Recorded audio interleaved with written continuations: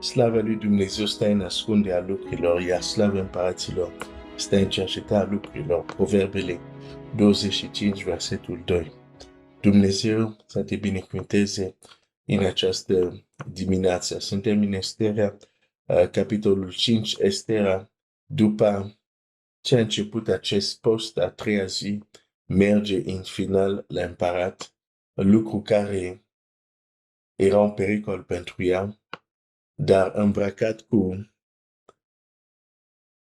hainele de împărăteasă, dar mai mult decât atât, îmbrăcat cu starea de spirit corespunzătoare, ea merge și se duce la împărat și am văzut că nu va fi omorâtă, nu va fi executată după legea care cerea acest lucru, pentru că s-a dus la împărat fără să fie chemat.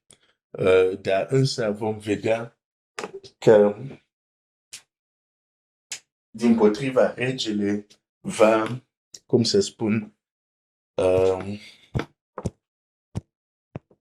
va fi gata să o ajute, va fi gata să-i spună ce vrei, chiar dacă este până la jumătatea împărației, îți voi da ce dorește împărăteasă. O să citesc din nou Estera 5, la versetul 1 la versetul 2. A treia zi, Estera s-a îmbrăcat cu hainele împărătești și a venit în curtea dinăuntru a casei împăratului, înaintea casei împăratului. Împăratul ședea pe scaunul lui împărătesc în casa împărătească, în fața ușii casei. Când a văzut împăratul pe împărăteasă Estera în picioare în curte, ea a capătat trecere înaintea lui și împăratul a întins Esterei toiagul împărătesc pe care îl ține în mână. Estera s-a apropiat și s-a atins de vârful toiagului. Împăratul i-a zis: ce ai tu, împărăteasă Estero, și ce ceri? Chiar dacă ai cere jumate din împărăție, îți voi da. Chiar dacă ai cere, chiar dacă ai cere jumătate din împărăția mea, îți voi da. Seigneur, merci pour ta parole.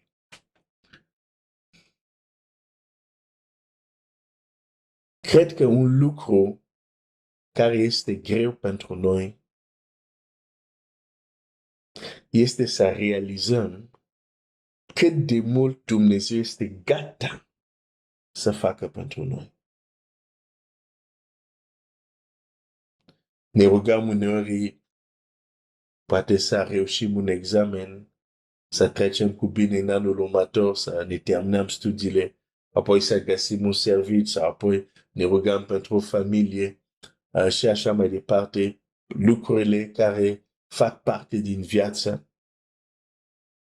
Și totuși Dumnezeu este gata, chiar dacă am cere, e gata să ne dea mult mai mult decât gândim sau decât cerem.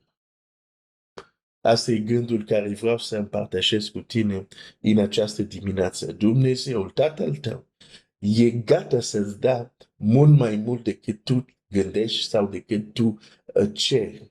Este gata. Este pregătit.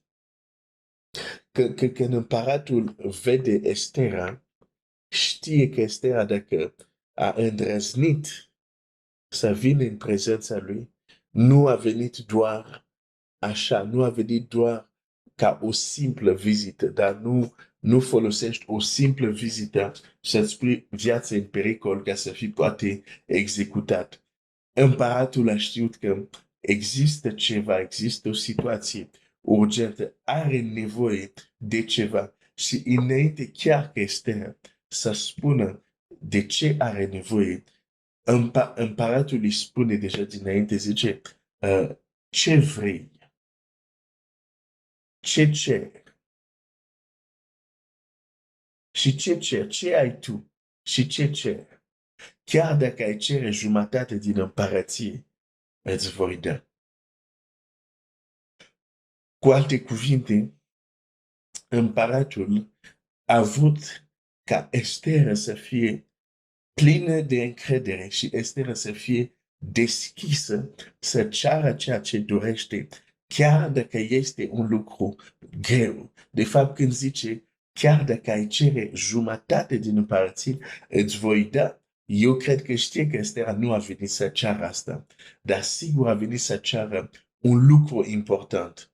Un lucru probabil care, la fel cum nu era ușor pentru ea să vină să ceară, poate nu este ușor pentru ea să spună pentru ce a venit. Și de fapt așa și era. Pentru că vine pentru că o lege a fost semnată cu semnătura împăratului pentru distrugerea poporului ei. Cum va exprima asta? Cum va găsi o soluție la acest lucru? Deci, împăratul este conștient că nu este un lucru ușor, nu este un lucru simplu ceea ce Ester va cere. Și totuși, împăratul vrea că ea să fie sigur.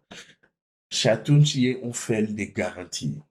E un fel de garanție care împăratul dă și zice, Ester, vorbește pentru că sunt gata să-ți dau, chiar dacă ai cere acum jumătate din împărăția mea, o să-ți dau. O să-ți dau. Sunt gata să-ți dau până jumătate din împărăția mea. Asta este un rege pământesc. Asta este un scaun de domnie pământești. Dar există un scaun de domnie veșnic.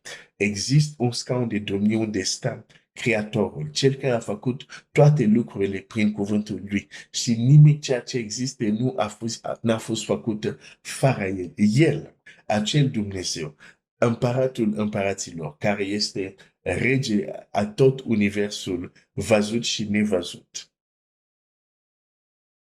Și Biblia spune că și noi putem să ne apropiem de tronul lui de har pentru a capăta îndurare și să fim ajutat la vreme de nevoie. El poate să da și mai mult decât putea da un rege pământesc. Dacă un rege pământesc a zis chiar dacă cere jumătate din împărăție, Dumnezeu are mai mult să-ți dea decât jumătate unei împărății. E gata să-ți dea împărăția. Împărăția. Împărăția. E gata să-ți dea să domnești în împărăția lui. E gata să-ți dea să trăiești, să stăpânești în împărăția lui. Să-ți dea o poziție de cinste în împărăția lui. Dumnezeu are lucruri extraordinare pregătite pentru noi, dar aș vrea să spun că nu sunt doar pentru cer. Dumnezeu nu are doar lucruri pregătite extraordinare pentru tine, doar după ce mor. De multe ori așa este prezentat. O să fii minunat după ce vei muri. Vei primi lucruri extraordinare după ce vei muri. Vei fi răsplătit extraordinar după ce vei muri. Deși este adevărat că există o răsplată care așteaptă dincolo de această viață. Există lucruri care Dumnezeu a pregătit dincolo de această viață. Este adevărat. Și totuși este la fel de adevărat că și în această viață, de aici și acum, Dumnezeu a pregătit lucruri deosebite. Dumnezeu este gata să răspundă la rugăciunea ta, să răspundă la cererea ta, chiar dacă este un lucru greu, chiar dacă e un lucru care cere mult. El este bogat în îndurare. El este gata să dea, gata să ajute. Și atunci, dacă vedem acest lucru în Scriptură, realizăm că Dumnezeu poate să facă, poate să ne dea dincolo de ceea ce cerem, de ceea ce gândim, atunci putem să ne punem întrebarea. De ce așa puțin îndrăznală din partea noastră? Deși așa puțin stăruință din partea noastră să mergem și să cerem lucruri mari de la Dumnezeu.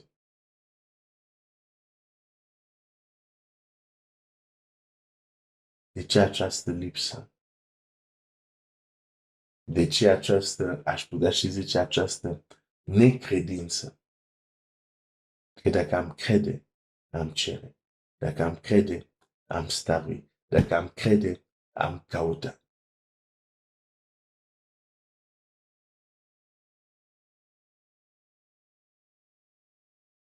Chiar până la jumătatea împărăției.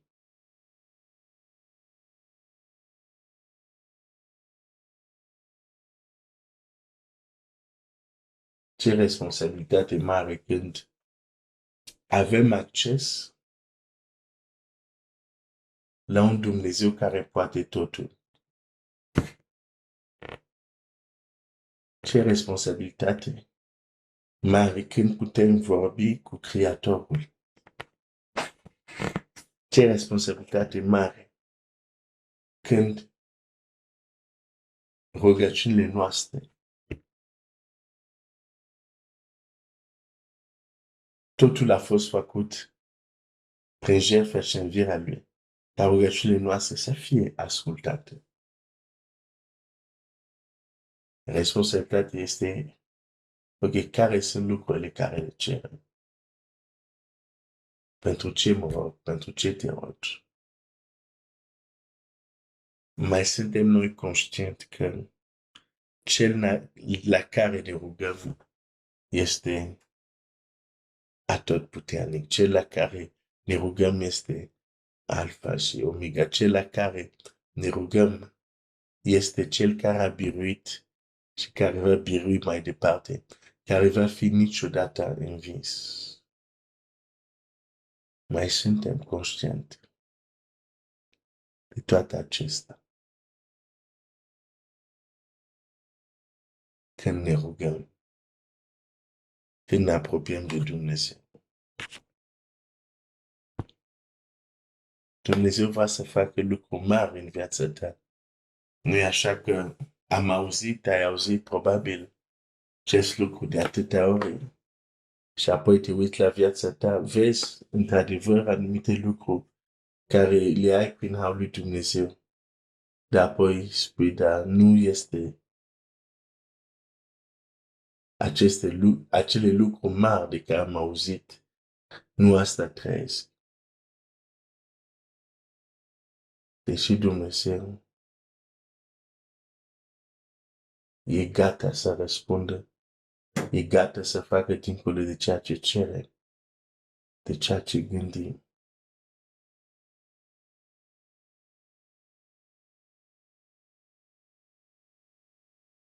Dar, deși este adevărat că Dumnezeu vrea să facă lucruri mari în viața ta, lucruri mari în viața mea, există un element important care trebuie să ne reamintim. Dumnezeu lucrează în atmosfere bine stabilite.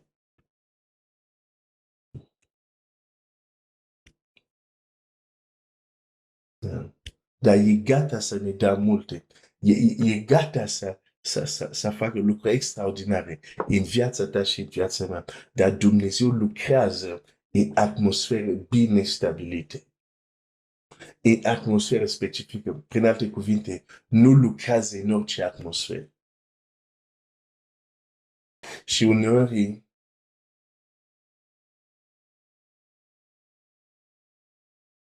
capcana unde suntem. Auzim cuvintele lui Dumnezeu, auzim lucruri de genul Dumnezeu să facă lucruri mari în viața ta și așa mai departe. Dar, din păcate, am devenit maestri în a cultiva atmosfera sau atmosferele unde Dumnezeu nu lucrează. Când Iisus intră în casa lui Iair, e Iisus, cuvântul făcut trup. Nu vorbesc de un predicator, de un doctor sau de un teolog sau de oricine, nu. e vorba de Iisus, cuvântul făcut trup. Deși e cuvântul făcut trup, nu lucrează până anumite condiții nu sunt împlinite. În cazul, când a ajuns în casa lui Iair, a zis așa, scoate-ți lumea afară. Pentru că atmosfera care era acolo nu era potrivită pentru ce voia să facă el. A zis, scoate lumea afară. A scos acea atmosferă de plânsete, de bocete, dar și atmosfera de batjocoră. Pentru că atunci când a zis, fetița neamură, doarme, au început să batjocorească. A scos această atmosferă afară. Și apoi a adus la viață pe fată.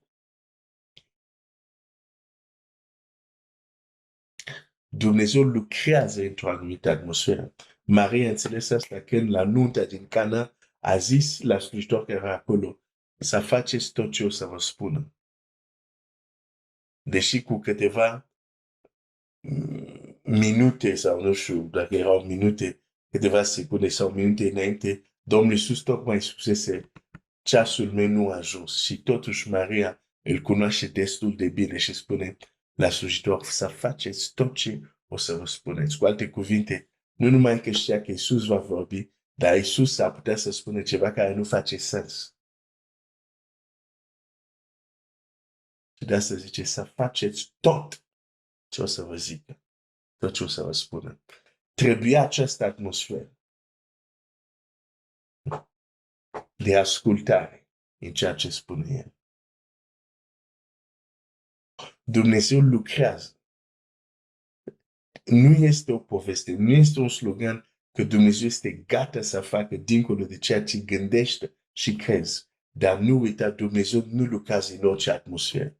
Dar, repet, am devenit expert în a cultiva atmosfera unde Dumnezeu nu lucrează. Domnul Iisus spune așa, când Fiul omului va reveni pe pământ, oare va găsi credință? Și nu credința lui Maria care zice, când Domnul Iisus zice, fratele tău va învia, ea zice, da, cred. În ziua de apoi, nu credința de genul ăsta, în care noi suntem experti. Credința care vede puterea lui Dumnezeu doar după moarte. Doar într-un viitor infinit, necunoscut, dar la înviere atunci. Atunci o să se întâmple. Și totuși Domnul Iisus nu se referea la învierea morților. Se referea atunci. Am devenit expert în a proiecta într-un viitor necunoscut lucru care Iisus vrea să le facă chiar și acum.